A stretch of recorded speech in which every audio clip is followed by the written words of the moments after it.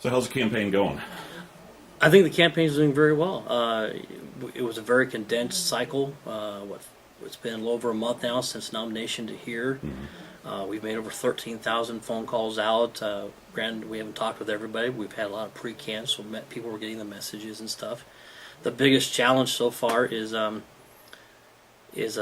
making people aware there is a special election. That's the biggest issue, and I think the second biggest issue so far has been people's general dislike of Washington D.C. and they're blaming the Republicans, so it's kind of carrying over when I meet them, and it's important trying to get them back to say, hey, this is a local issue, a state issue. What can we do about state issues?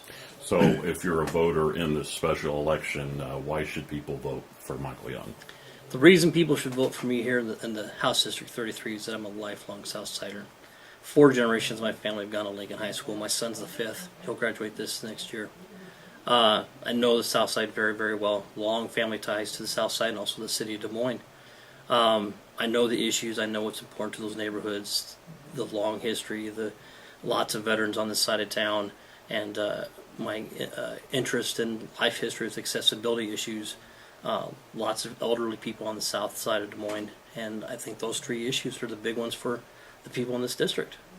With everything that's going on with the federal shutdown and the mess in Washington, I mean, do you have anything? Obviously, as a state representative, there's not much you can do about that, but what's your take on everything that's going on? I think they all should be fired. I'm a person who believes in term limits, and they've all been there too long, and they're all too power happy, and they like hearing themselves all talk and blow their little smoke steam piles and stuff, and just talk whatever they want to talk. There's no good answers. The system in D.C. is broken, and they're all part of the problem there. Until they can finally figure out how to set a budget, live within that budget, which we haven't had now in over 4 years, we're just going to keep piling up these deficits and keep pushing up that national debt. And we're creating our own mess by keep electing these same people back there.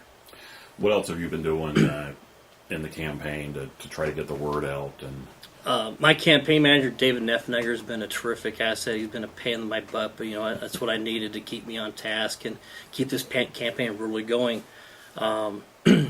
Besides all the phone calls, all the volunteers have been in here at the Polk County office making these phone calls 3-4 nights a week. We've been working at walk books, and we've been getting out there, walking the neighborhoods, passing out the literature. We've got signs everywhere. By last count, we have more signs out there than my competitor does. So we'll have to wait until Election Day to see how the results turn out. Obviously, it's an overwhelmingly Democrat district. How are your chances looking, do you think, for Election Day? Obviously, the odds are against you. No, I'm not going to say they're against me. I'm going to say it's a 50-50 chance. I had a house event at a friend's house last night. They're very strong-leaning Democrats.